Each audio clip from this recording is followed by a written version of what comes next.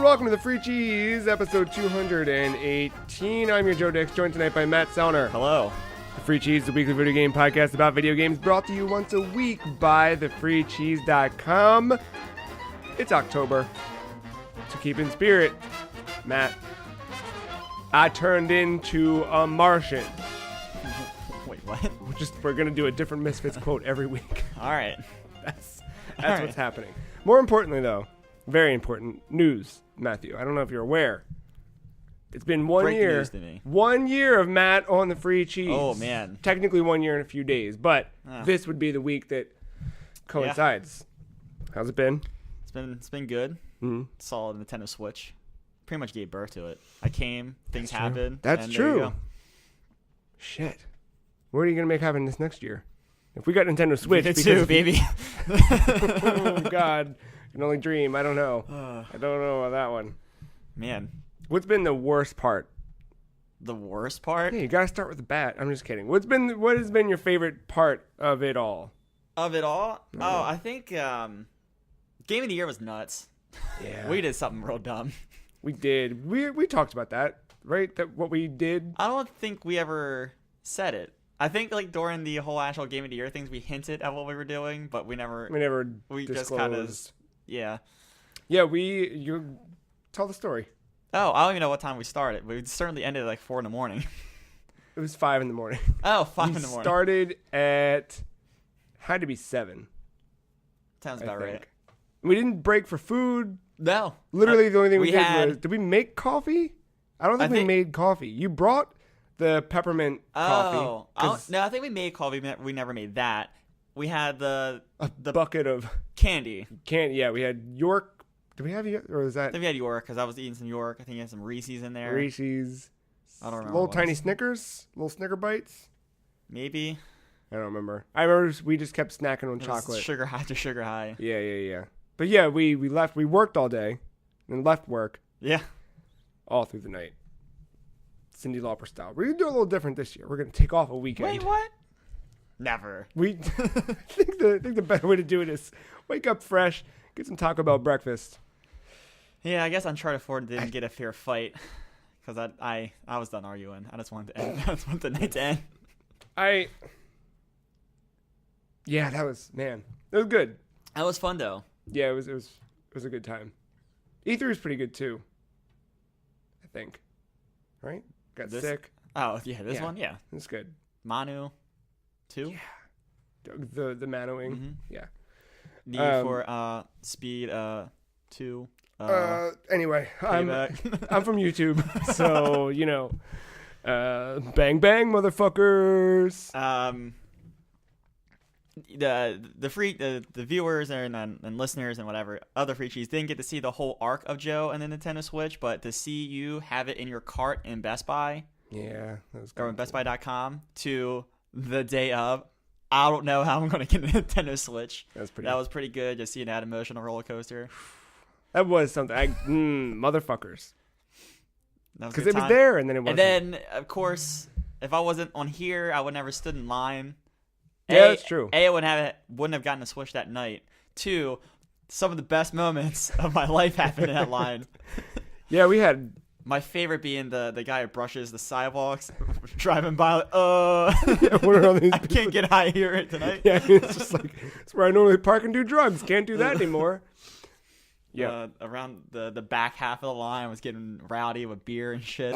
Well, again, you show up that late to the party. I mean, means you've been partying somewhere else. And the whole night started with that dirtbag dad saying, I heard there's only like 5 Switches in there. Fuck that guy. They said they got 18.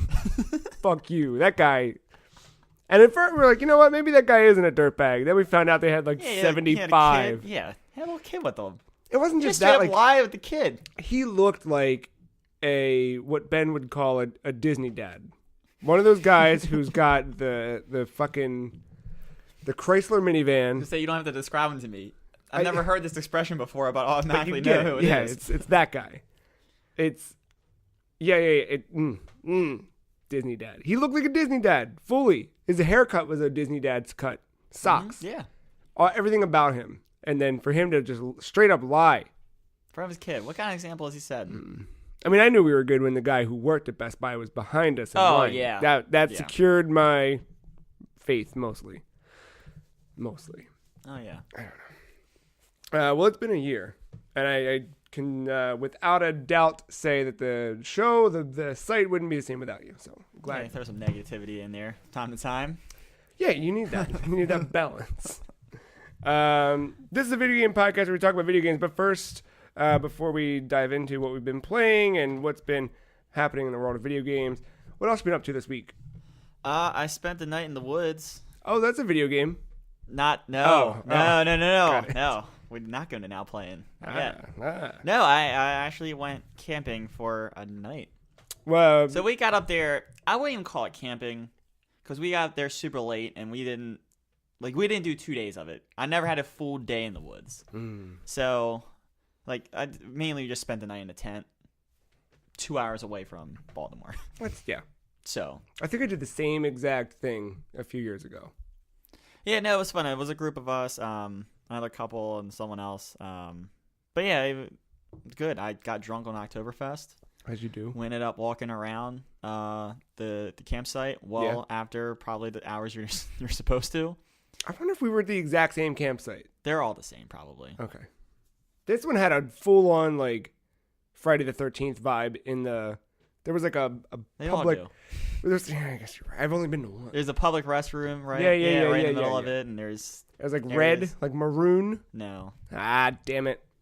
You know how many different campsites there are around here? No. I don't. I figure there's just the one. Oh, yeah, just the one. It's the only one I've ever been to, so it's the only one that matters. Classic, don't have any service there, so... I don't remember if I had service or not. I remember they told us we could not drink. Did they tell you could not drink there? Oh, of course they did. Yeah. We did anyway. Yeah, you have to. It's a law that you must. Yeah, we stopped at some real dumpy liquor store too. Oh, we went classy. We went to the good local one here. Smart. Yeah. We did that, but then also needed something else, or somebody else wanted something else. That dirtbag. Yeah. So we had to stop off at one off of 40, and Motel this is liquor. Yeah, but this is 40 when you get way up there, way up there. Yeah, where it's nothing but porn shops and motels and the greasy. Some other motels, I think, that made that little series I made. Oh yeah, I'm sure. Yeah, you. I haven't been camping in a while. Probably since that time. This is my first time since 7 years ago. Dang. Yeah. It wasn't bad. I'm not a big fan of spending a night in woods without technology at my... I don't always need it, but it's something... I think a panic button goes off when I don't have it or have access to it. It's like me in the house with internet again when I realized how much a millennial little asshole I am when my house did not have internet for 5 days. What are you going to do when everything shuts down? I'm dead. I just admit it. I'm fucked. I'm fucked. Wrists open. Me. I had a good run, right? Yeah, that was it. Did you take anything? No, I didn't. Yeah. I didn't take anything. It's Cell on phone? my phone. Yeah. No. I had spotty coverage, so I was able to see the score of the Caps game and stuff. Love that. Let's disconnect from the world. Let's look at the stars. Nope. I can't help it that my phone kept lighting up with Ovechkin goals. That's fair. He scored 4 goals last night. He's got 7 in 2 games. That's pretty good. He had 33 all of last year. That's pretty good. He's back. The grade 8's back. He was never there. He's never there. But no, it was good.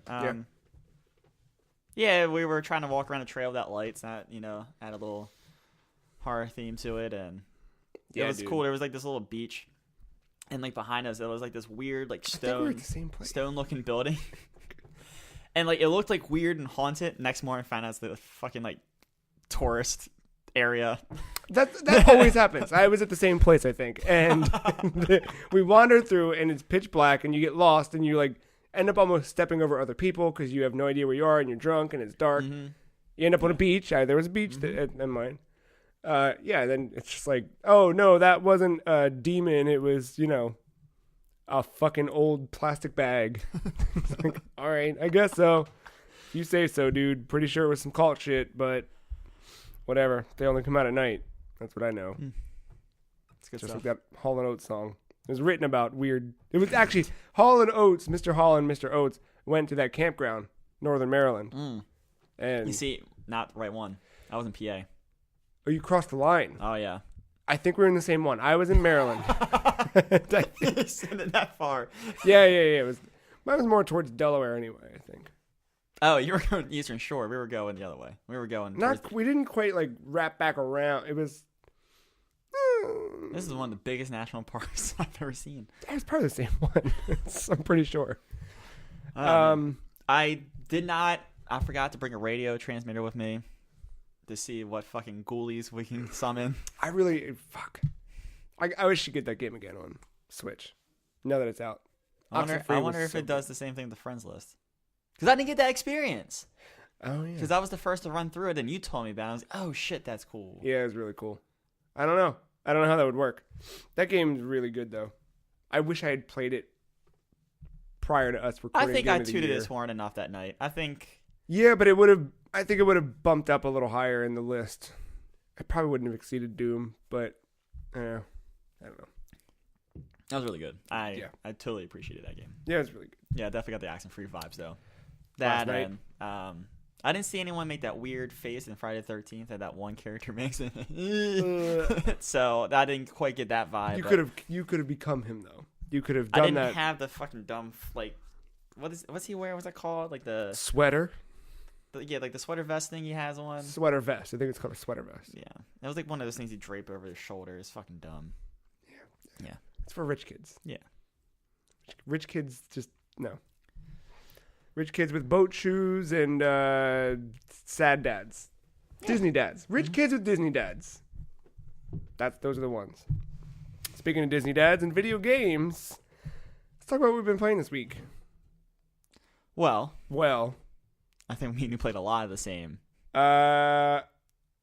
Probably, but you know what? I'm looking at my list. I bet you my list that I have written down a little different.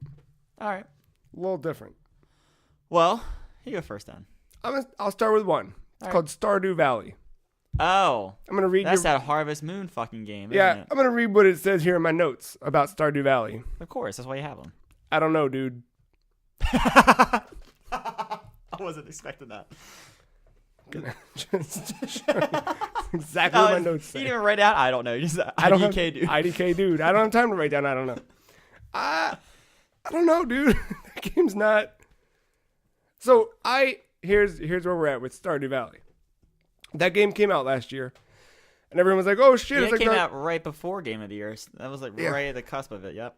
No, on console. That's right. PC it came out in February, but everyone was super stoked about that game, and they were like, "Oh, it's Harvest Moon, but better." And I was like, "Okay, cool. I don't like Harvest Moon, so later." And I forgot about that part until I bought it the other day. Oh God. And then I was like, "Oh shit, right. It's one of these." And I think, because I talked about Animal Crossing New Leaf for literal years on this podcast. You still are. Clearly. And there's something about Animal Crossing that it's not quite the farming part of it. There's elements of that, but it's not the crux. The crux of that game for me was more collecting and building up my house and that kind of stuff. This is more about the farming, but also with some relationship building stuff. So, because really, I saw it was, hey, you can farm plus waifus. And I went, okay, sign me up. That sounds good to me. But it was like dumb. I haven't played a dumb farming dating sim ever. So it was like, really? Let's dive in. And then it was like, oh shit, yeah, okay. I got to plant seeds and water them and come back every day and water them again until they become things. And then I got to sell them. And it was just, the beginnings of these games always burn me out where I'm like, I don't want to do that. Well, yeah, because. So I think if I give it some time, I can get there. Speaking of Game of the Year, I talked to our friend Dash. Dash was through the roof for it. Because I was playing it the other day, and I saw I had one friend online. I was like, "Oh, who's online?" I looked and saw it was Dash, and he was playing Stardew Valley. And I was like, and I went and talked to him. And I was like, "Why do I need to?" And he was like, "Dude, what do you mean?" And I was like, "I just don't. It's not getting me the way I thought it would." But I don't know. There are times where you just know you don't like a genre. Yeah. And it's okay. But I've been playing Destiny, so like that genre is not one that I would normally play. But there I am, and it's like I've tried in the last few years to be a little more open minded with things. Tried, and this I can. That just doesn't look like my cup of tea. And I'm sure it's a great game for what it is, but I could never do Harvest Moon, and that game looks very much like a Harvest Moon game, and there's just too much other stuff to play. Yeah, I read the chapter in Jason Schreier's book about it, and I was like, oh, that sounds great. I want to play that, and bought it. And it's like, oh, right. Meanwhile, I'm over here tooting Golf Story's horn. And How's Golf Story? Very good. I know. I wish I would have bought that. Yes. I will buy that. Yeah, the game, I think I said it last week, where this game is just adorable. I think it's very clever. And some of the mechanics it does. So yes, it's golf mechanics, but like you're not playing golf every time. Mm-hmm. And like the story beats, like it's nothing like too serious, and there are actually moments where it's just like over the top goofy, which is great. And yeah, just like some of those story beats lend you to not playing golf or like using golf mechanics for totally weird, different things.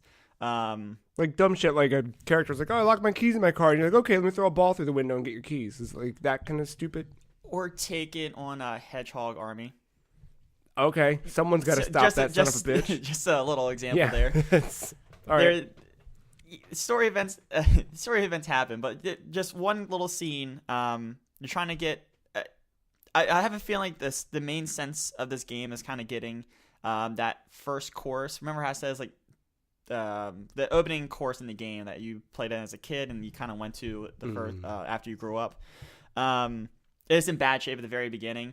I think you're trying to help like build that up. It's in a way, and you're visiting these different places to kind of get some aspects of their courses. Kind of like, well, one thing led to another, and essentially like, you're helping the grounds crew like mow the lawn, and that's fine. You're just mowing the lawn or whatever. It's a dumb little mini game, and all of a sudden the groundsman comes over. He's like, "Oh, you guys are done." Your character's like, "Dude, I don't even have one hole done. Like, what are you talking about?" He's like, "Oh no, I got this." Cuts to it's him with like 18 lawnmowers in a row, and he's pushing one of them, and he's like doing all this shit. And as he's pushing lawnmowers, there's fucking hedgehogs with lawnmowers behind him hitting all the scrapple stuff. Yes. And it's like a little like 30-second clip of all these different ways he's mowing the lawn with these hedgehogs. Like, I'm in. well, not hedgehogs, you know what I mean? Like, groundhogs. Yeah, sorry, I've been saying. Sonic's on my mind. Oh, yeah, I was going to say Sonic. Yeah, no, Groundhog, sorry. Groundhogs. Bill Murray. Yeah. It's dumb. It's dumb, but in the best way possible. Yeah, it seems fun. You're leveling up along the way, or what's it's still that leveling system. I really do like that leveling system because it's just so much of it is power in these types of games where, like, if you can make a par 4 or a par 3 with one drive, like you'll get birdie every time, but making you kind of like adjust your other attributes as you level up your power is pretty cool. Yeah. And I love the little story beat of like your swing is something, it's unique and it just works and like it's great. But you're just bad. Like, that's the thing. Like, it's a 16-bit game. Like, so like you can't really like tell the animation or whatever. But it's just each different like person you have like look at your swing says like the same thing. It's like, well, like it seems like you're twisting your torso too much and you're following through at a weird arc, and they're just naming all these different bullet points that are like in the golf swing, and they're like, well, but it works. That's something. Keep doing what you're doing. It's cute. Yeah, it's really good. I fully encourage it. Anyone to play it, and I a few hours in, I don't think I made too much more progress. But no, I still love it, and I'm gonna keep going back to it. I don't think I've ever put it on the TV yet, to be completely honest. I've been playing this boy handheld. Maybe that'll be my plane game. Ah. I know on the plane I have to do something in Zelda, just because. But how long is your flight? I don't know. How long is it from here to Texas? Like here to like California is like 4 or 5 hours. I imagine. 6. When I went to San Francisco, it was 6-hour flight. Okay. Right? I thought it was like 5, but I could be wrong, or I don't know. Jet streams are a thing, right? I think I had a 4-hour flight, but it was with a layover, and then that. I could do it. Yep. Mine were direct. I think if it's direct, it's like 5 or 6. Oh. Let's call it 4.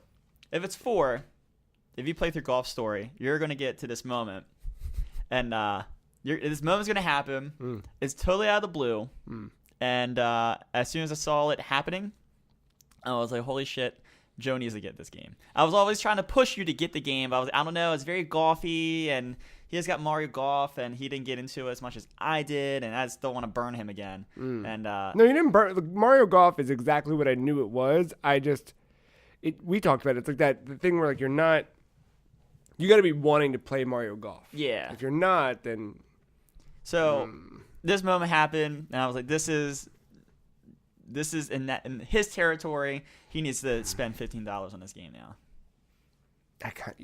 Every time we talk about it, I want to go pick it up. I'm thoroughly enjoying this game. Yeah, I should.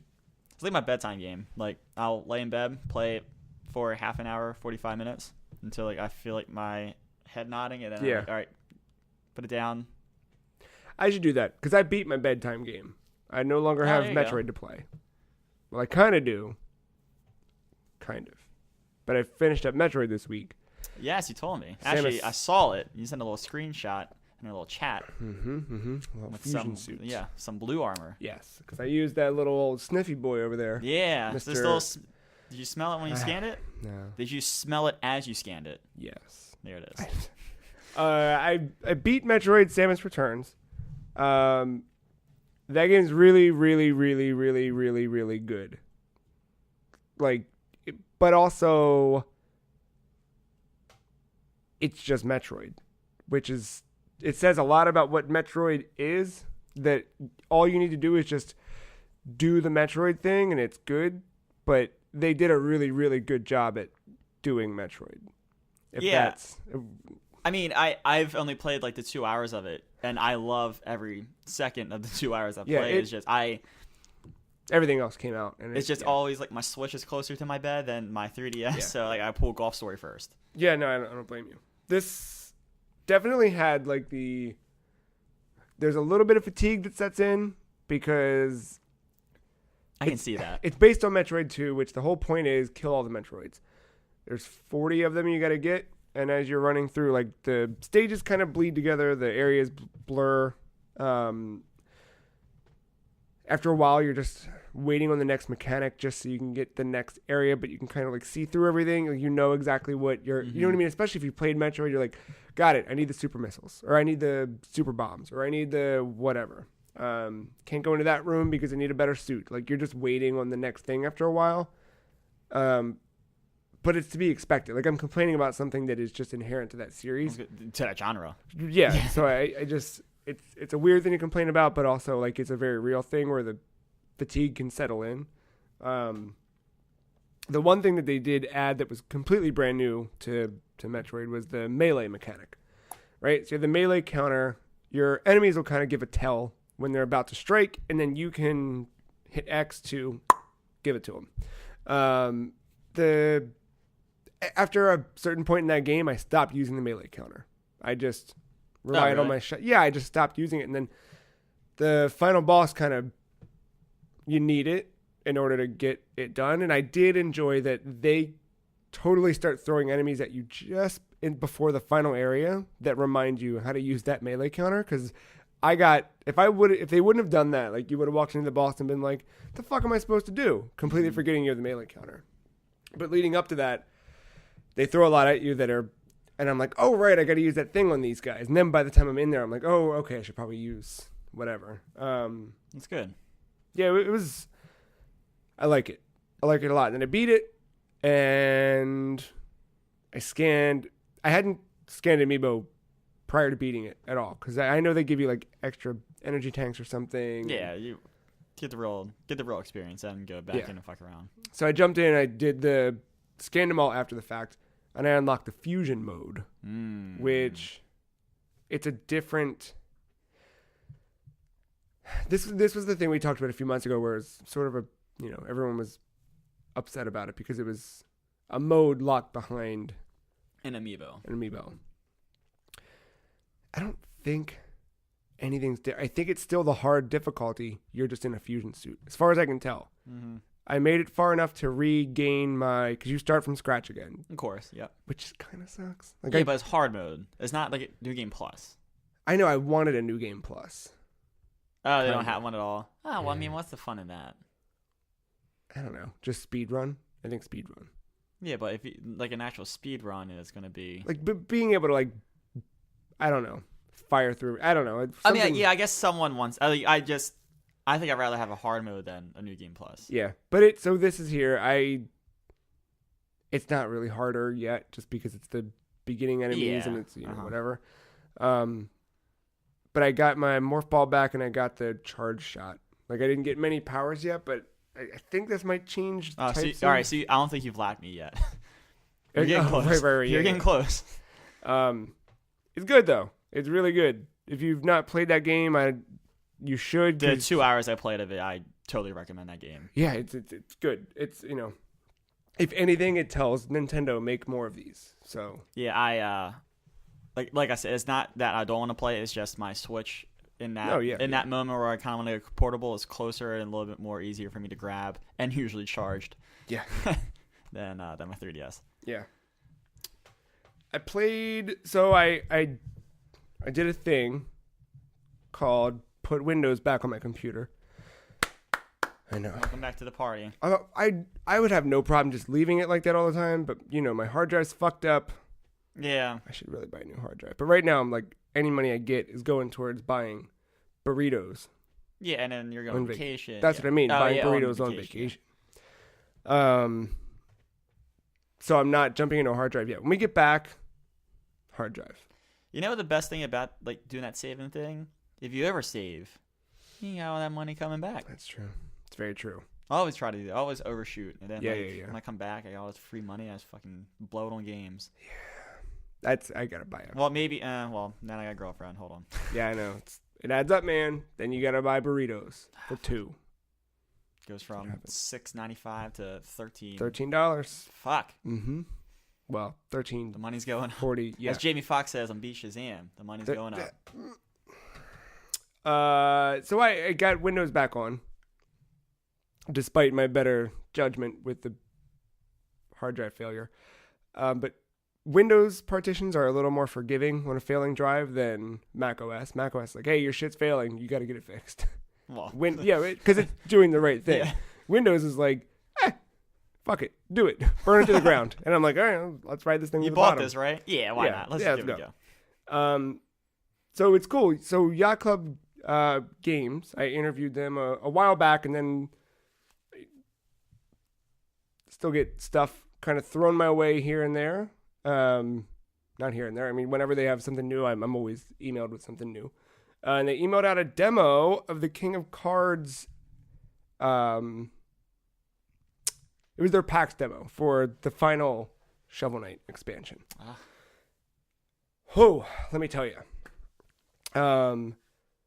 It takes everything you know about Shovel Knight platforming and just throws it in the trash.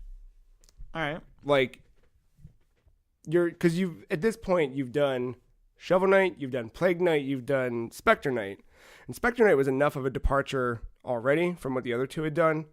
But now this is just, again, completely different. The way you attack an enemy, he doesn't have like a strike the same way that Shovel Knight or Spectre Knight do. There's three settings for difficulty: easy, medium, and card. Which I knew you'd... Is it card with a K? No, it's not. It has like these shorter stages that kind of string together to create a full level. So like when you look at the map in standard Shovel Knight, you've got King Knight's stage. And it's just a boom, jump in and you go beginning to end, and there's several checkpoints within. Yep. This, you look at the stage, there's the King's Castle. All right. But there's 3 different points on the map all within that castle. Got it. You go in, you do these smaller, they're not quite bite-sized, they're still pretty lengthy, but they're smaller portions that then make up the entirety of that stage. The platforming it just threw me off completely. I was like, I kept dying and dying and dying. I had no idea what to do. This was on medium. I think easy gives you a little bit more leniency, but I didn't try easy. I just jumped right into medium because, I'm cool. Yeah. It's the music it has this like regal elegance to it that you'd expect from King Knight. And he does this stupid little twirl, but it makes so much sense for it. It just like you can tell they're having fun when they're making it, and it like comes through in the gameplay so well. It's nice seeing again like another turn in Shovel Knight, and the way that Spectre Knight's campaign, Spectre of Torment, kind of was for all intents and like, I think I said in my review that Plague of Shadows was like a 1.5, Spectre of Torment was a 2.0. Like this, you can totally. It's so far seems like here's Shovel Knight 3. Mm-hmm. It's like this is all brand new. This is whatever. It's still pulling elements. You're still revisiting the stages you went to, but in a different way than before. And then I had to try the card mode because I'm interested in this.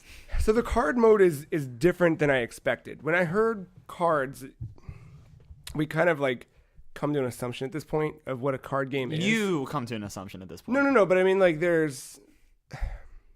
I feel like everything is kind of based in Magic. Yeah. You look at any they're all like that. Okay, they all appeal from Magic in a way. I'm collecting a deck. I'm going to build it, and then you have a mana ramp up, and right. Yeah. Mm-hmm.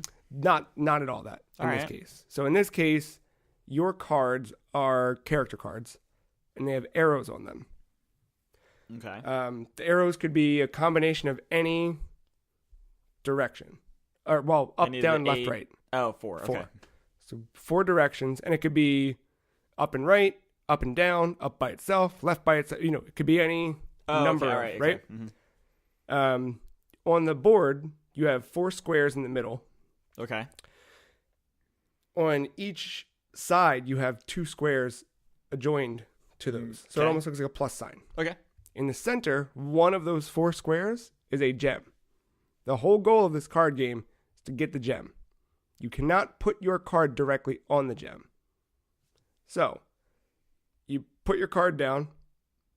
Your opponent puts a card down. You take a card that has arrows pointing in a certain direction and put it. So if I have a card that's an arrow pointing to the left and the gem is on the left, I'm going to place my first card to the right of the gem. Okay. I'm going to place my second card to the right of that card to push it left over top of that gem. All right. Does that make sense? I think so. Verbally? Are you moving the gem to you, or are You're moving your card onto the gem. Okay. I'm struggling a little bit, but I think I just need to see it at this point. Yeah, it's a hard thing to like describe verbally, but like the grid itself, your goal is you're mainly what you're saying is not like your normal. All right, you have mana. There's spells. There's characters. And that stuff might come like different character cards might come down the line that like affect that. From what I played, the gem is in a stationary position. Your goal is to push your card over top of the gem. Period. Once that center of squares, those 4 squares are completely filled, whoever's card is on the gem wins the round. So if I put a card down and then I use another card to slide that over the gem, you could then have a card and slide me off of the gem and put you onto it. Okay. But there's still an empty square. If I slap a card down in that spot and you're the one over the gem, you win. If you know what I mean? Like, it's not going to make sense without seeing it. I'm going to see if I can pull up the board real fast. I mean, I could draw you the picture. But it's basically like, you put your card down. I don't know. And then each of your cards has a different number of arrows. So I might want to play a card that pushes you off or pushes me into a different area. I might want to play a card that prevents you from pushing at all. Mm-hmm. There's different mechanics you can do with that. Does that make sense? What you're saying makes sense. Yes. Like I'm following, but I just need to see the board and I can't find it. Oh well. Yeah. Oh well. I'm assuming I'll see it at some point. Yeah, I'll show you later. It's cool though. Like it was a neat little mechanic. I don't know what it'll look like in the final form. I don't know if they're going to add different types of cards. Like now I was seeing different enemy cards, but the only thing that changed were the number of arrows around it. Now, is this something that was like, or how Gwent was supposed to be, like something that was just in The Witcher and it was just there, and if you want to keep playing, you could play it? Or is this something where they're going to kind of keep this breathing a little bit, or do they have that capacity to do that? I think at this point, Yacht Club can do whatever they want, just because they've I meant like the card game itself. Like, that's what I mean. Can you like, see like them putting in new mechanics to this, or is this like kind of set the way it is and let it kind of build on? I mean, yeah like okay, because there's strategy involved. It's more than just my guy's more powerful than your guy. Yeah. There's a bit of like chess with this. You know what I mean? Where it's like anticipating the next move. And yeah, that's any card game. This is a more like tangible way of seeing that though. Like the other ones are more. You need to do that. You need to think of what could they throw down. But this is like in the moment, like because it is more like positional than it is. Is positional a word? Yeah, sure.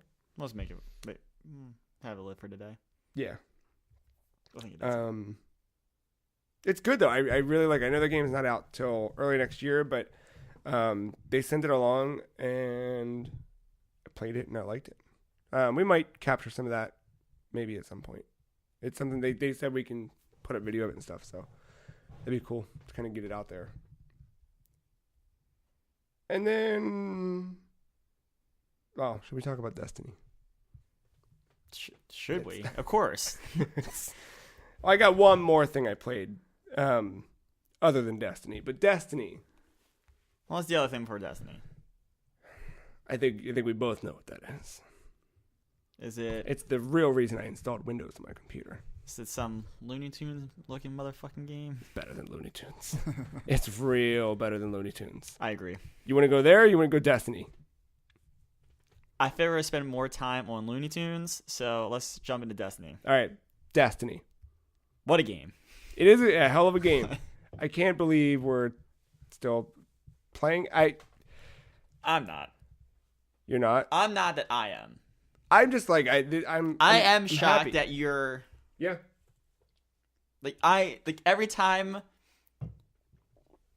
because I'm doing this the right way. I learned from my mistakes of Destiny 1, where this is the only game I play and I play for 4 hours a day, and I've learned from that. I'm pacing myself a little bit more with this one.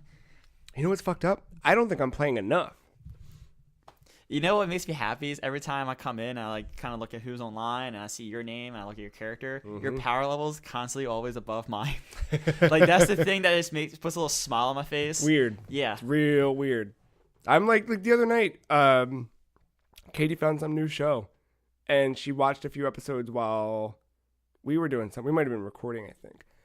And then the next night she was like, I want to finish the season. I was like, go right ahead. Goodbye. And I carried up everything to the office and I plugged in and go. And then just, yeah, it's really good. That's addicting. It's really good. Sorry, I thought I almost unplugged all the mics. Yeah, I just keep jumping to random planets and jumping in and doing public events or those weekly challenges. I can see that just being enough to get you in. Yep. Do a couple of those. Even like we did some Crucible stuff the other night, and I was not bad. It wasn't great. Yeah. But like I'm coming along. I feel I'm not like getting shot in the mouth every time I respawn, which is my experience with the old like your Call of Duties. Those days, the Call of Duty days. Like I was so bad, and I like you'd get discouraged while you're playing it because you're not doing well, and then everyone else that keeps playing just keeps getting better, and you keep getting worse, or you just stay the same. So you're not. It was never fun. And this, like, I don't know if I'm getting better, but I'm at least remaining competent. So I have good games and bad games, but it's really fun. I'm hitting challenges, which is cool. Yeah, those Crucible challenges are pretty forgiving. And yet, if those challenges even if you're were like not good at it, you can get it. If they were the same challenges in Modern Warfare a decade ago, I wouldn't have been hitting them. I would have been like, okay, bye. Wow, you said a fucking decade ago. That's fucking nuts. Isn't that cool? Yeah. Ugh. Weird. Real weird. You beat the story. Yes. Yeah. I did beat the story. So can we talk about after the credits? Yeah. It's been out for a month now, right? People listening have surely gotten there. Yeah. If they're going to get there. Yeah, sure. What is that? I don't know. All right. Nah, I don't know. Yeah, it's weird. Dark pyramid things in the sky. So, as much as I played Destiny 1, I never read the goddamn cards. Because I thought it was dumb that I had to read cards for story.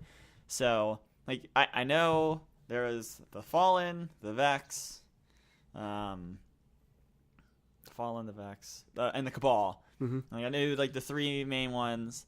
And I'm assuming if I kept playing past the Taken King, I would have realized who the Taken were before I even launched Destiny 2. That was a nice surprise for me. I had not seen them yet. Yeah. So, I mean, I'm sure anyone who's played Destiny 1 more extensively knew about the Taken, but that was a nice little surprise to see them do some weird stuff and combine races that way. That's pretty cool to see.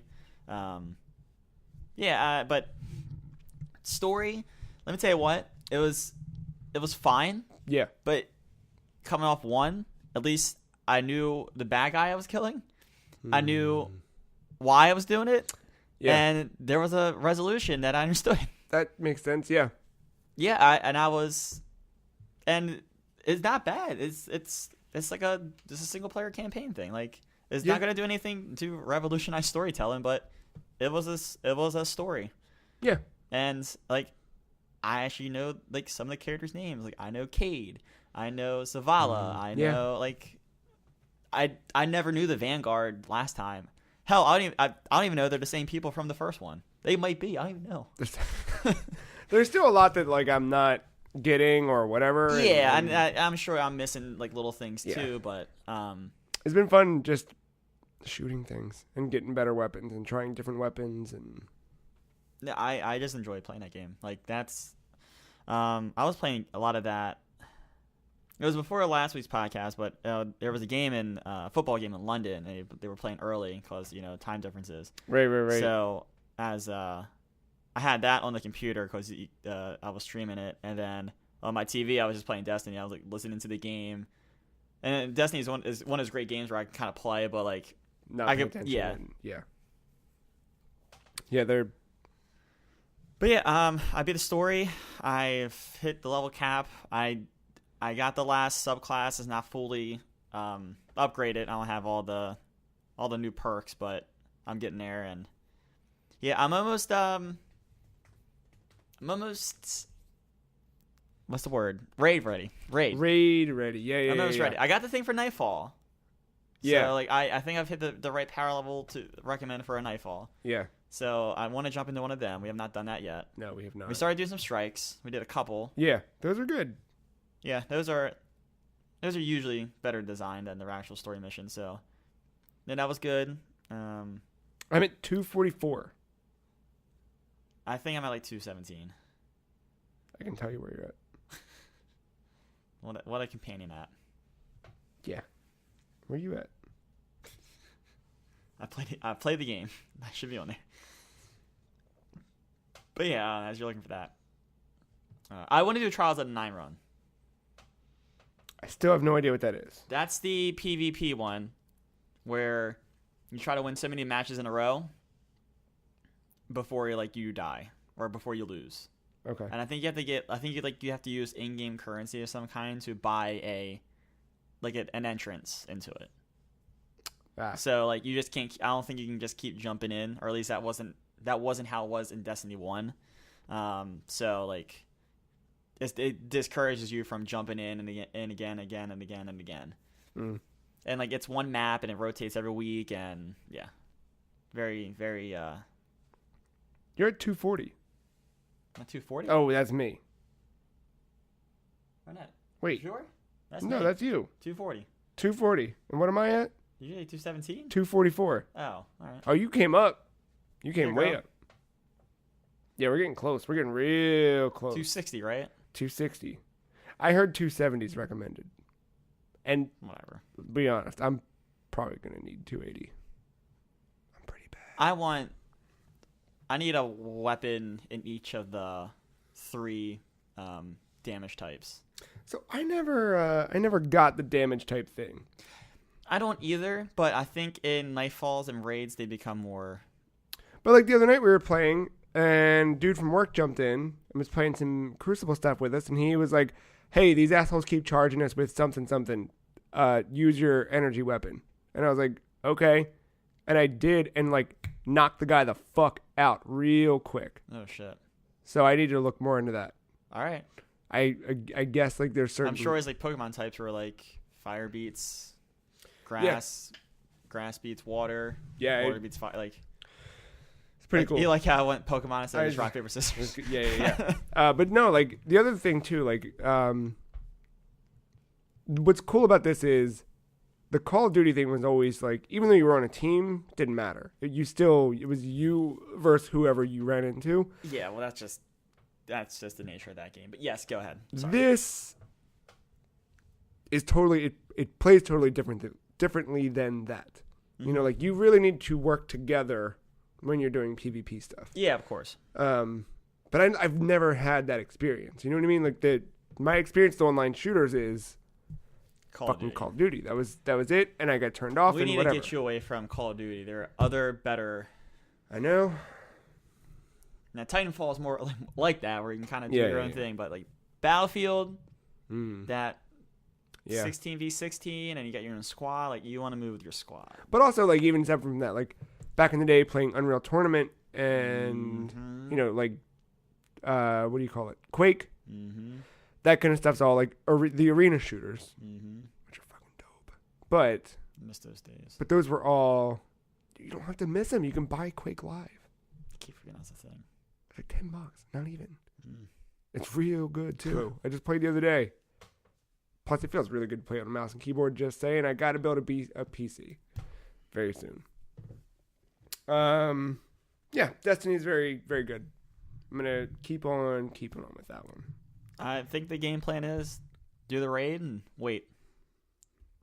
Yeah, I'm not. I need to come off of Destiny like happy. That's the only way I'll come back. I think what we should do some of the. I'm gonna do Nightfall. I think we'll get some gear out of that. I think that will help. Yes, and then roll into the raid, knock out the raid, quit till Christmas when they roll out Sparrow Racing. Are they doing that? They did it last few Christmases. Oh, okay. They do like a Christmas update. It's okay. You know, Sparrow Racing League. But I installed Windows on my computer primarily for Cuphead because I needed to play Cuphead. That game's just been right there reaching out to me for years, and it finally dropped. Had no way to play it. I almost bought an Xbox One years ago. Not now. Years ago. That was my classic Best Buy story. I was gonna say I think we know that story. We know that story. But I was there just because I knew that game was eventually coming. Never did. Now I'm okay. But it was like, yep, got to do it. And I was really worried because my hard drive's failing. It's not doing too hot. And the computer's a few years old, right? So I've talked about it before. Like Sonic Generations, it chugs. Sonic and All Stars chug. Like anything like that has any sort of Sonic. No, anything with like. Even like Doom 3 I tried playing. That game's like fucking 13 years old and it's still a little choppy here and there. It's pretty smooth, but it's rough in spots.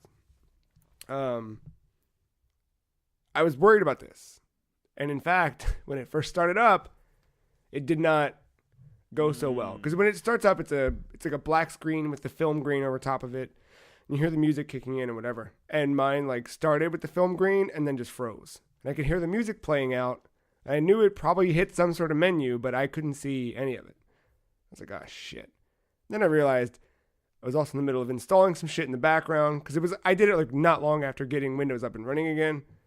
I was installing some shit in the background. I was testing out outputting to a second monitor and fucking with resolution sizes and whatever. And I was trying to get my AirPods to pair with the fucking... I was doing too much at once. I was asking too much of the machine. A machine that has a failing hard drive. Correct. Once I unplugged the second monitor, got the AirPods sorted, quit the installation in the background, it smooth as shit. Very smooth. Like, surprisingly smooth.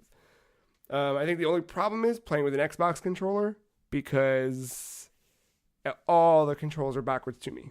When it says hit A, I'm hitting B. When it says hit X, I'm hitting Y. No idea what's happening. Guess what? When it says hit cross, I say X gonna give it to you. That's but Cuphead, like when Cuphead was first revealed, it was like, holy shit, this game looks like a 1930s cartoon. Like, this is Max Fleischer in a video game. Can't believe it. But it was like, what was it? Like, you know what I mean? We saw it and it was like, what is it actually going to be? Because all we saw was one boss fight, really, right? And it seems like that game got delayed so they could add a lot more to it. And it turned out to be like the best Mega Man game in a really long time. In a way, right? Like, I don't know. How do you... No, you're right. I don't know how else to describe it. It's a side-scrolling, stage-based run and gun. I mean, you can't... I think it's more like a boss rush thing than you can say it's like stage-based, side-scrolling. Yeah, that's fair. I mean, I don't know how far you got. Literally before I came over here, complete like the first world. Yeah, so and I think there was 2 running gun stages as opposed to like the 6 bosses. Yeah, it was five bosses, two running gun stages. Yeah, so I get that vibe more than that. Now the mechanics feel Mega Man as fuck. Mechanics feel very Mega Man, but it is just boss rush. Yeah, no, I'm in the second world and it's boss. Yeah, so how would you describe it then? They're like, I think you got like the mechanics are Mega Man, like dodge and shoot. Yeah, and yeah, in yeah, most yeah. cases, you're trying to dodge first. There's a little mechanic that's a parry mechanic that you know all about, Joe. I do, yeah. So you get really good at kind of learning and memorizing patterns of the bosses and the enemies that you fight and everything. There's one that I just could not clear. Like, I feel like I kind of breezed through everything. Not quickly, but like, you do it, you die, you do it, you die. Okay. And then I got to the frogs. The boxing frogs. I don't know what they're called. What the stage is called. Was it like Ripper? No, this is Ripper. That's it was like... Yes. I don't know. Frog boys. Yeah. Frog boys in boxing shorts. Whatever they were. First world, they're boxing frogs. You they're know on the boat. what we're talking about. They're on the boat. And they have... the first frog has a thing where he winds up his fists and these kind of like bullets come at you. Mm-hmm. And they're in layers. They're in layers. Bottom, middle, top. Yep. You have to jump over the bottom one. You can duck beneath the middle one, and you can just stand still, and the top one will go over you. Pretty straightforward. Mm-hmm. The second attack... Let us some flame boys. Yeah, and they would pause, then dart real fast, then pause, and then the second dart, they were hitting you. Yeah. Those, no problem. You can clear them out before they even drop down to the second level. Easy. Then the frogs split sides. One on each side. Mm-hmm. The one becomes a fan that pushes you towards the other one, and that one is launching stupid little weird... V pattern for projectiles. Oh my god. Yeah, it's like... I don't know what... They're not quite sine waves. They're more like... like V's. Yeah. But sometimes like he'll launch it up top first, and then on the bottom, like it's not the same pattern, so you can't stand in the same spot. Yeah, you gotta move.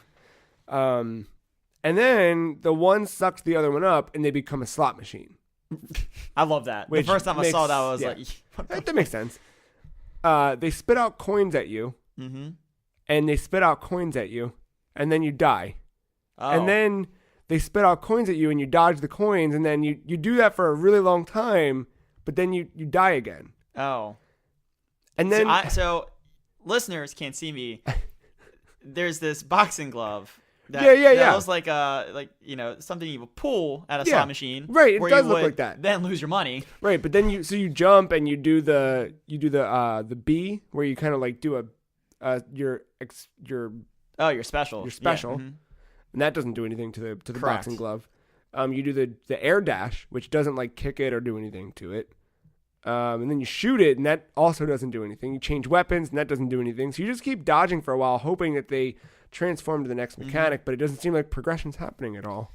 No. But you notice that pink boxing glove is bright pink. That's a bright pink. And that there's occasionally the other random pink projectile. There's like that boxing glove, that's a pink one. There's seemingly something about the color pink that you must be able to interact with that in a certain and way. And then if you like go back to the other levels, there's a lot of There's always there. pink. It's always been there, but it's just... Yeah. I have a question for you, Joe. Oh, yeah. You said you were stuttering. Your computer was like stuttering and having issues very early on. Yes. When you actually get in game, yes, you speak to like this Papa Tin Can. No, you don't. No, you don't. There's a part at the beginning where a guy says some stuff to you, but you get about a sentence in, and then your computer freezes. Got it. And because you have it hooked up to a second monitor, and you're trying to pair your AirPods and install stuff in the background. Mm-hmm. And then when it comes back, you're just on the map. Got it. So my computer. Yes. A little bit more ahead of the game. Okay. I see. About 1 year old now at this point. Okay. So when I have a second monitor up and running, I have no problems. Mm-hmm. I don't anymore. I fixed that. Oh, okay, cool. It was just, I think it was the installation happening. All right, fine. Fair enough. But yes. Anyway, no hiccups. No the signs of crashing. Mm-hmm. I'm able to see a menu. I'm able to hit start game. I'm able to see the whole storyboard and the story that's happening. And you did see Papa Tin Can. I did. But he said he said one sentence to you and I missed you ruined the world map. Yep. All the exposition gone. So anyone else that started this game would have known, hey, Papa Tin Can ask you or tells you, hey, before you go out and start doing your deed for the devil, you should maybe look at his manual on my coffee table. I didn't even know the devil existed until like halfway through the first world because I missed that. Yeah. So what's on the coffee table? Hit X to interact with it, and you go into a tutorial. Great. And one of the mechanics tells you in the tutorial, hey, anything that's bright pink, you can do a parry maneuver. Had no idea. I finally got to it because I... what do you call it? Binged it. Oh. Which I hate doing now. In a post Breath of the Wild world, I do not like looking anything up. But Tyler came over specifically to play the game. And I opened that up and I just kept... And he was like, just fucking look it up. And I was like, I don't want to look it up. I did a quick bing. And they were like, you got to parry. And I was like, I know I'm going to parry. How the fuck do I parry? Couldn't find it. I knew like I had to do something with that pink glove. It's obviously pink and glowing, but what the fuck? Yeah. Once Jump you parry twice. Activate the slot machine. Done. Change the whole thing. Then you got a whole other set of problems to deal with. But did you jump into any of the bosses in the second world? Candy Landlady. Oh, it's so cool. Yeah. Which mini bosses did you get to in there? I've seen a few because I've died a few times. Yeah, and they're always random. I've seen the Waffle, the Bubblegum Man. The Gobstopper? No, the one who spits out the gumdrops from his head, and then I don't know if I've seen that one. He's like walks around and he just like he launches them, the arc down. Oh yeah. Yeah, they're small, very small, but you have to like kind of dodge them. I saw the Pac-Man gum jawbreaker. That's the jawbreaker Gobstopper. The acorn, that motherfucker. He spins around and he goes around the edges of the map, but I can't figure out his pattern. So sometimes he'll go up in the middle or down in the middle. I don't know what I'm doing, but I can't figure it out. Candy corn? Yeah. You said acorn. I don't know. The English language is very hard. It's difficult. Well, you're drinking the right stuff. Ripper. Monster juice. Energy and juice. Yes. And you have to have energy and juice. The juice is loose. As it. Monster, anytime you want to pay us money for sponsoring you. What does this one say? From Georgia to Vegas, nothing beats the heat and charges you up like peach iced tea. The juice is loose. The juice is loose. Yes, Candy Corn. That guy's a motherfucker. Yeah, I can't figure out his pattern. I think I got through him though. I think it's just some bullshit I'm dealing with. But yeah, I saw. Oh, and the waffle. I love the waffle. Yeah. That game it's really clever with the types of boss. Like, so this game it's boss rush, but it goes a little bit. It's obviously beautiful, right? Like Cuphead, easy. It just you look at it and you know it's Cuphead. It's Cuphead, and like it is that art style. And there's something about this like so special. This has not been done to this degree. There's games that have done it. Like A Boy and His Blob does some 2D animation. Aladdin on Genesis did some 2D animation. But this like is unlike anything else that you've ever seen or played. Beautiful 60 frames a second. Oh my god, it's so smooth. So smooth. Even on my old computer, which is good.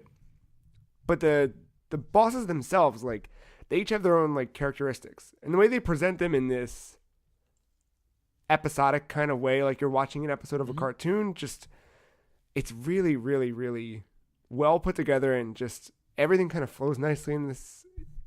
I think one of my favorite boss battles, not for the mechanics themselves, but just to see the art style, is the sunflower. Yeah.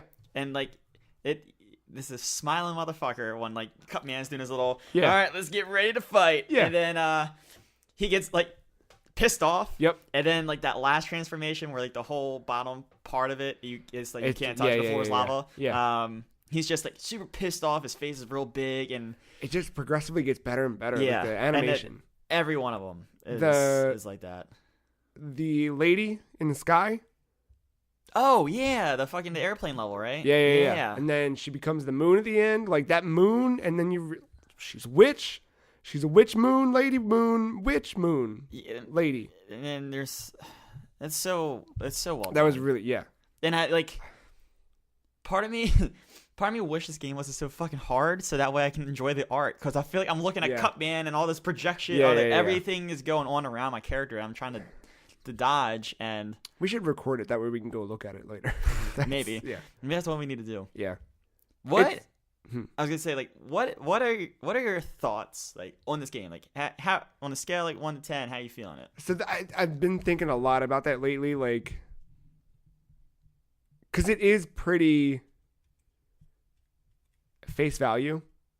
Yeah. But I don't know that that's a bad thing. Like, let me tell you what, I love this game, and if what it doesn't outstay its welcome, there's a real chance that our game of the year conversation just took a left turn. Yeah, I was thinking a lot about it, because we're at that point in the year where like we're pretty conscious of what we're playing at this point. Like, I started Uncharted this week. I think I promised last week I was going to start Horizon, but I didn't. No. But like that's got to happen. Like, there's things I'm spending my time with I have to be deliberate. Yeah.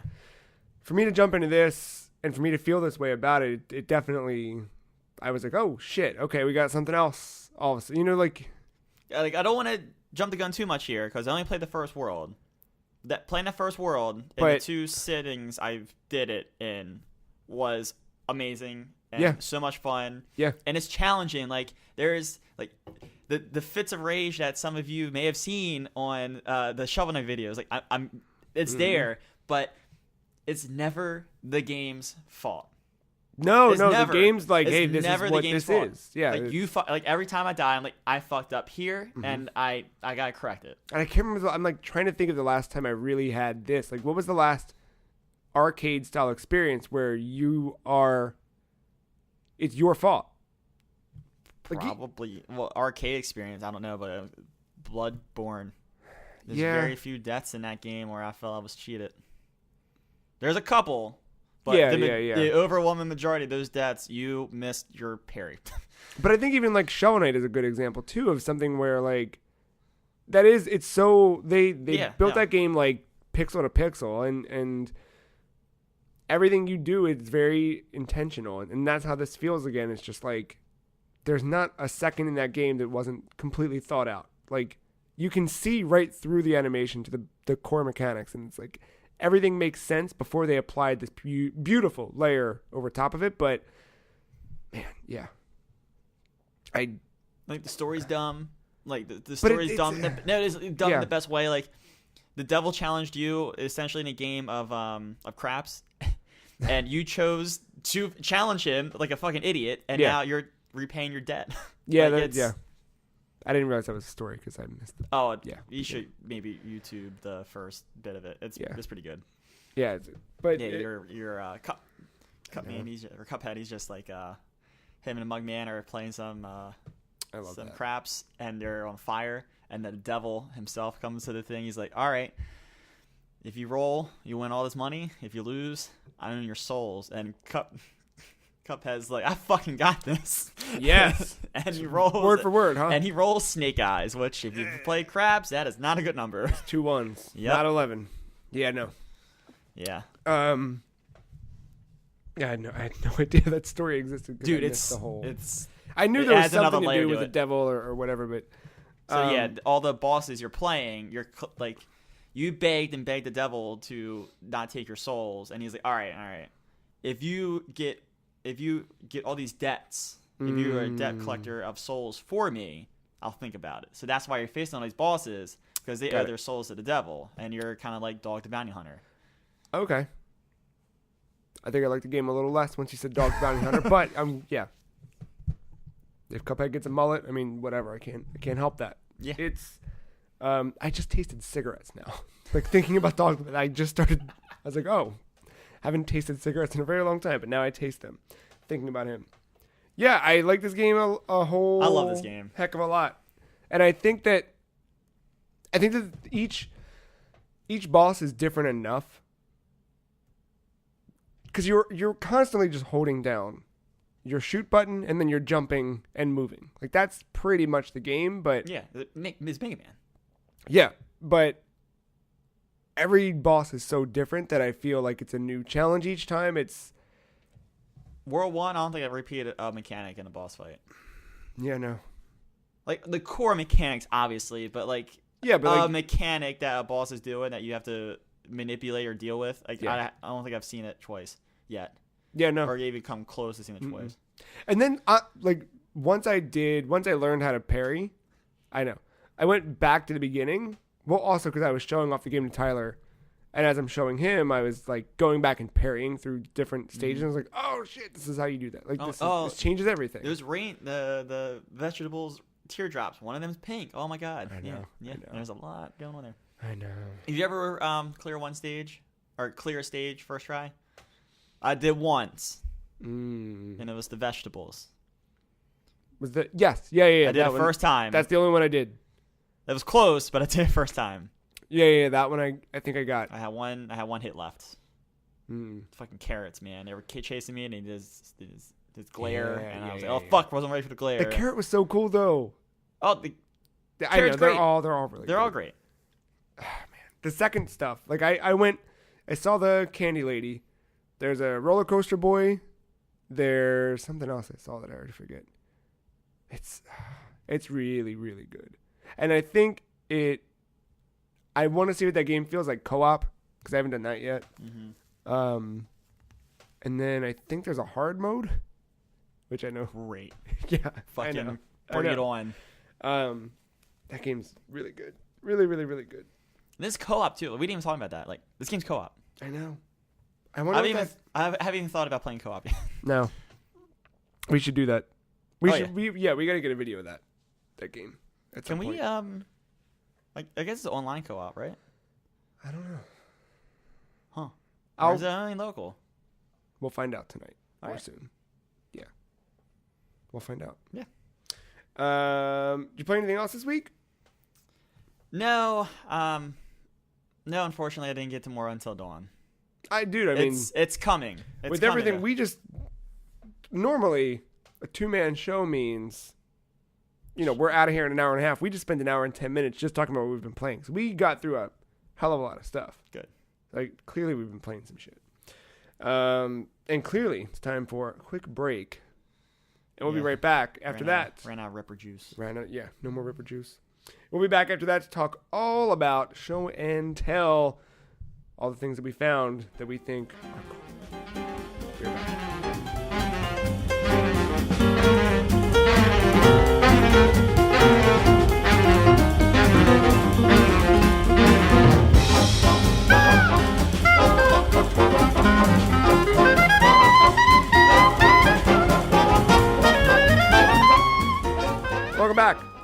Matt, it's time for show and tell. What's that? It's a time where we find things on the internet. We bring them here to show them through our words by telling the listeners why they're cool. I have a question for you. Is the juice loose? Well, I don't know. Is the juice loose? Yes, it is. Oh, shit. 100% the juice is loose. Now, Matt, do you need a new job? Yes. Well, let me tell you. Andrew House has stepped down as president of PlayStation. I feel like I'm qualified for that. Yeah, just jump right in. You got this.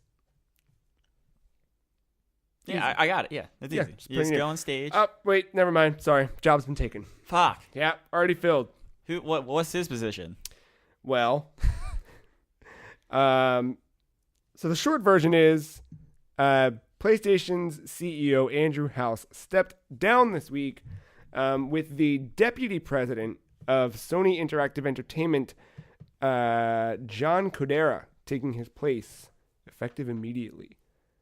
So the deputy president's up for grabs. Or is he going to do the Kevin Spacey thing where he absorbs the duties of the deputy president and make his office really big? Yep. I think literally he is continuing that. So per official press release, John Codera, currently deputy president of Sony Interactive Entertainment, has been appointed president and chief executive officer of Sony Interactive Entertainment with immediate effect. Current president and global CEO Andrew House will transition from operational management of SIE, but will remain with SIE as chairman through the year to ensure a smooth transition. Mr. Codera has also been appointed representative director and president of Sony Interactive Entertainment Incorporated, SIE's Japan-based legal entity, with immediate effect, while Mr. House has become director and chairman of Sony Interactive Entertainment Incorporated. Mr. Codera will assume overall operational responsibility for SIE, including its game and network services businesses globally, and will report directly to Katsuo Harai, president and CEO of the Sony Corporation. Who has the best Twitter account in the world? He does have the best Twitter account in the world, which is coming to an end. Oh, yeah, that's sad. Not until next year. Yeah. Well, We got one more E3. Yeah. Maybe we'll be less sick to actually pay attention. It's true. You might remember Kaz Hirai as a former president and CEO of of PlayStation. We got a little quote from him. You want to hear it? Yeah. When I passed the baton of leadership for Sony Computer Entertainment to Andrew House in 2011, I was confident that I was leaving the PlayStation business in the best possible hands, and so it has proved. I'm extremely grateful to Andy for the great contribution he has made to evolving the PlayStation business and firmly positioning it as one of the drivers of our future growth. Andy and I go back more than 20 years and spent much of this time together dedicating ourselves to ensuring the success of the PlayStation business. I would like to thank Andy for his contribution over many years and wish him every success in the future. Then he talks about John Codera. John Codera has led Sony's network service business since 2013 and played a pivotal role in its growth. He's a truly global executive, possessing strategic understanding, strength of conviction, and outstanding leadership capabilities. Since his appointment as deputy president of SIE last year, alongside Andy, he has also been responsible for the company's overall business strategy and product planning. With the significance of network services increasing across the entire Sony group, I believe that John is ideally equipped to build on the foundations Andy has left in place and drive Sony's game and network services business to further growth and excitement going forward. Andy House also made a statement. Tremendously proud of what we've built with PlayStation and SIE, entertaining millions globally with the best in games and creating a fully fledged digital entertainment company. PlayStation has been a huge part of my life for more than 20 years, but with the business having achieved record-breaking success, now seemed to be the right time for me to pursue new challenges. I shall always treasure the friendships and people that have made SIE such a wonderful place to work. I'm also grateful to PlayStation fans and gamers around the world for their loyalty and support. John and the team at SIE are world-class, and I know the future of PlayStation is very bright. Yeah. But think about that. That's something interesting. I mean, notice the verbiage there, too. When he took over, Andy House was taking over PlayStation, and now he's handing over SIE because they kind of swallowed a lot of arms under his vision. I don't know. I think that he's been responsible for a new era of PlayStation. they're back where they were with PlayStation 2 in some regards. Yeah. I mean, obviously times are different. It's not a 1-to-1 correlation. No, but they're the leading console manufacturer, the second. And they kind of cooled down from a little bit of the hubris of the PlayStation 3 era, or the beginning of it rather. Yeah. But you really saw that shift at the beginning.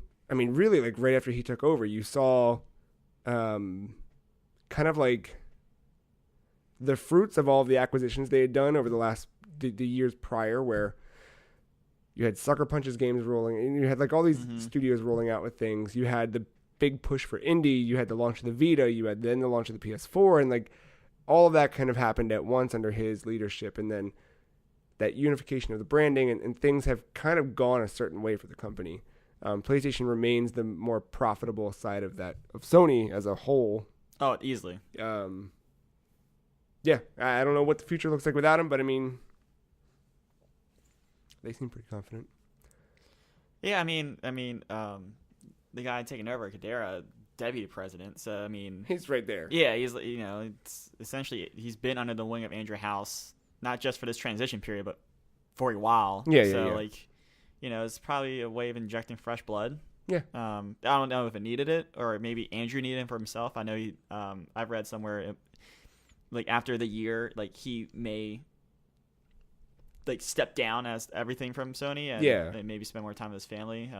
I mean, he's been that's not fact or anything. Something I've been reading, but he's been with companies since 1990, which is longer than you've been alive. So correct. It's a long time to do anything. Yeah. And that's a stressful environment. Hell yeah. And that's a stressful environment, especially as your PSN is non-existent for 2 months. Yeah. I mean, all the things that have happened over the years since he's been in it. Yeah, he probably stepped right into it as all that shit was happening. Yeah. Show and tell is a little weird this week, just because it's you and I. So I'm just gonna kind of roll through some stories that you shared earlier in the week. That was 1. 2. Disney's bringing back Battlefront 2 multiplayer on PC. Wait, are they releasing Battlefront 2 early? Oh yeah, wait, huh? No. 2005 Star Wars Battlefront 2. Steam and a crossover with GOG. Good old games, right? I think so. But now they just go by GOG. It's so weird. Whatever. The multiplayer function of the game has now been restored, GOG said in its announcement. And players on Steam and GOG can play classic Battlefront 2 together. Sorry if you're looking for it on original Xbox. Not there, but yeah. Or PS2. Yeah. But yeah, it's cool. You can now play that on live ones again, which that was pretty big back in the day, from what I remember. Yeah, I came a little bit late to the online scene in the PS2 era, so I missed the bulk of that. Yes. I think I played like 2 matches on it and would just get my ass beat. Yeah. And I was like, I'm done with this. But yeah, I love the Battlefront games. I did anyway. I did love the Battlefront games. Yeah. And yeah, that one's one of the best. And I saw it on Steam when I was actually going to buy Cuphead. I saw that for $10. It's like, damn, I might do it. I didn't pull the trigger though. I was never a huge Star Wars fan, so I never played a bunch of them. But I knew people loved those games. So to have that multiplayer back is pretty good. Yeah, they were my favorite Star Wars games that didn't involve holding a lightsaber. And even the games that you do hold a lightsaber, Battlefront was probably better than that game. Yeah. Battlefront 2 was the one that introduced the hero characters. So like you could play as like Luke Skywalker or whatever. Right. I never liked those mechanics much. But one of my favorite things to do, and I think it was only on one map. It was the Mos Eisley map in Battlefront 2. There was like an all heroes mode where you can literally pick one of the heroes on the Sith side or on the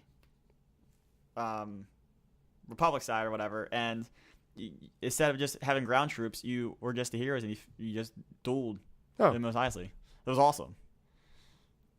And that was a weird, quirky mode, but I remember playing it all the time because it was so much fun. Is that still in this? Presumably? I'm assuming it's in Battlefront 2. I don't know. I don't know if it was online though. I don't know. But yeah, I know like the hero person, like it kind of similar to what it is now. It's like I think if you had to like earn your way to it, not get a token like in the new Battlefront, but same idea. Like after a while, someone come in as a hero and wreck shit, and yeah. Matt. Yeah. Breaking news. Just 12 hours ago, there's a brand new Justice League trailer. I know this is a video game podcast about video games brought to you once a week by thefreecheese.com. But, Justice League trailer. Oh. We watched it. Yeah, we did. What do you think? I'm excited. I think I didn't want to watch the trailer. I was kind of more made to. Yes. Because I'm already giving DC my money, so why spoil the movie even more? True. I've always been excited for this movie. I've been excited for this movie since I walked out of the theater of Batman v Superman, and then I was reignited about my excitement after I saw Wonder Woman. Yes. So it looks really good. I'm curious about why all the Earth's scorched out on fire.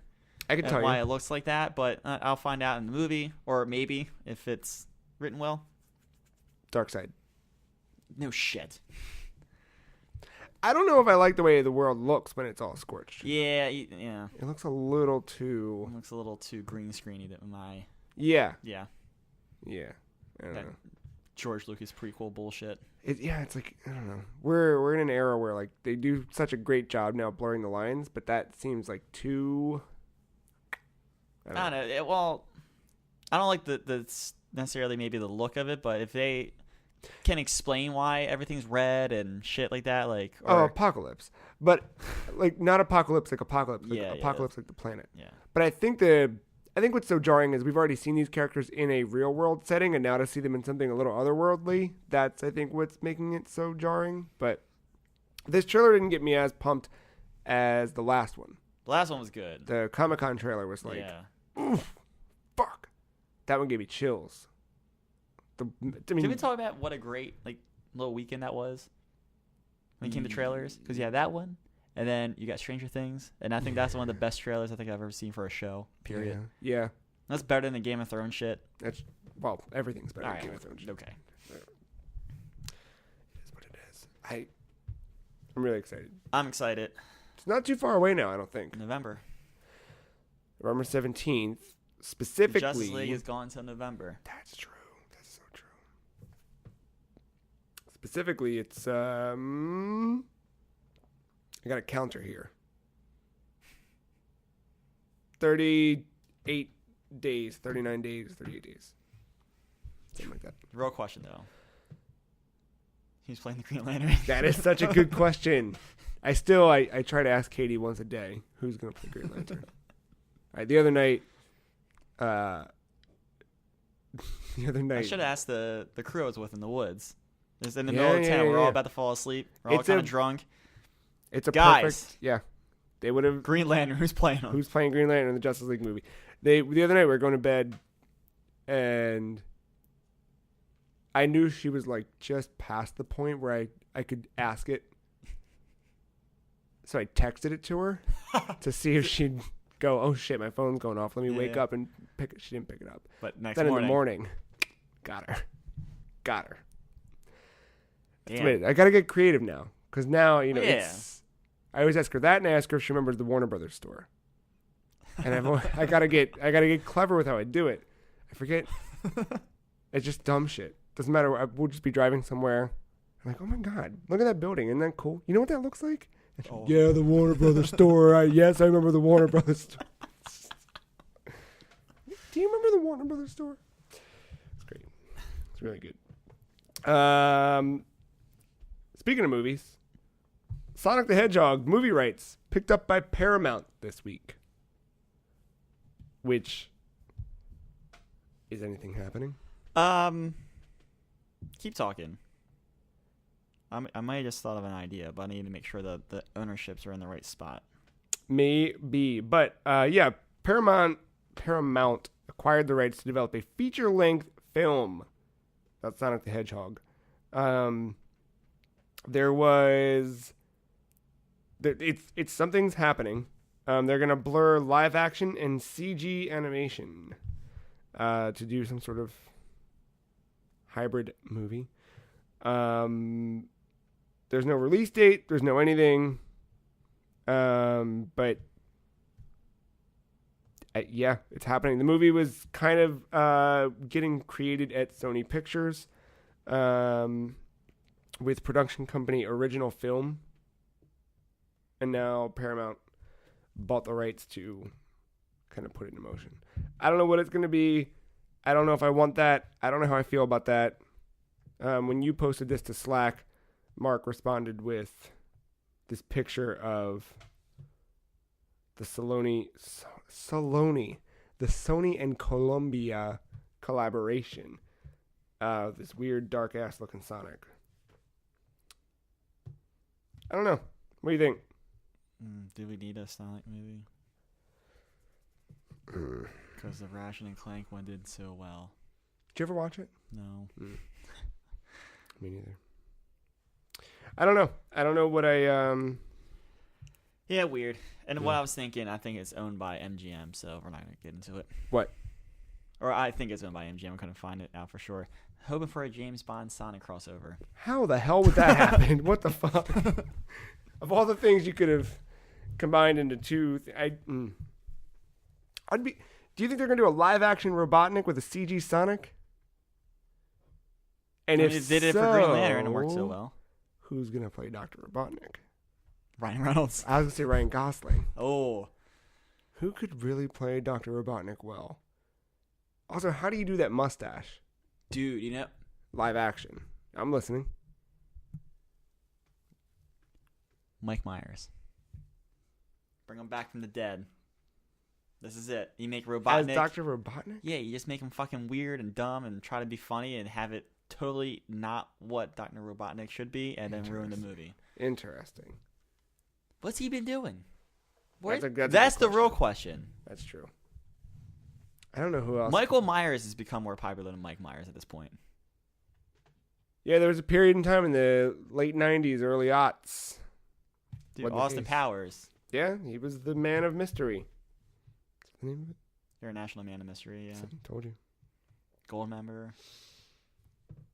Those were all movies. Was it The Spy Who Shagged Me? Yeah, that was the one. That was the one with Heather Graham? Yeah. Yeah. Yep. So we'll see what happens with that. I don't know. Not sure. I'd be okay with some like weird little Netflix thing though. I feel like that's the place to put it. Castlevania did really well, I think. They got a lot of good buzz. I know that's like a different company and stuff like that, but like putting it out on Netflix like that, I think that was good. It would have been really good, but I don't know. I'm not sure. I don't think there's anything really big that came out of Comic-Con this weekend. I don't even know what happened this week. What was it, the New York one? Yeah, New York Comic-Con. Like nothing huge, crazy. I wouldn't know, but then again, yeah, I was in the woods all weekend. So. There's some comic book news, but nothing that was like. It's not my thing. Not my thing. The hell was that? That was cackling. Maybe she found out who's playing the Green Lantern. Oh, she might have found some hot memes. One other kind of thing happened. Scat. God.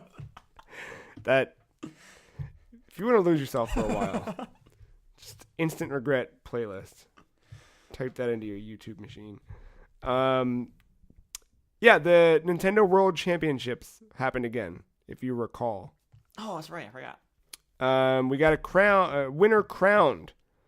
Thomas Gonda took home the winner's trophy. Is that what you would call it? I don't know. The golden pipe? I guess. I don't know. So just like last time, they did not let anyone know what games would be part of the thing until they were playing them.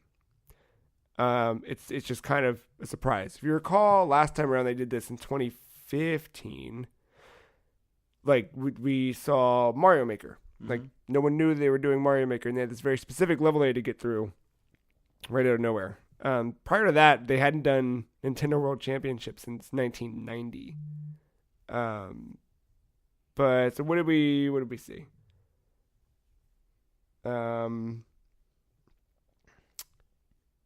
They had two Breath of the Wild shield surfing race, Tetris high score run, Mario Party 2 minigame gauntlet. Oh well, minigame. Yeah. They do a lot of these things. There's lots of different. How do you qualify for that? They did qualifying matches at like Best Buy and stuff leading up to this. All right. They announced these like 2 months ago or something. They really quietly announced it, and then they were like, "Yeah, if you want to qualify, go to these Best Buys on these dates." And Is it the same thing there? Whereas like you don't know what you're playing until you get there, I can't remember. or is it a little more structured? I think it might have been a little more structured, but I don't really remember. There was one cool thing that came out of this though. Outside, I mean, like it's nice to see Nintendo being celebrated, in that kind of way. But what was this? Never mind.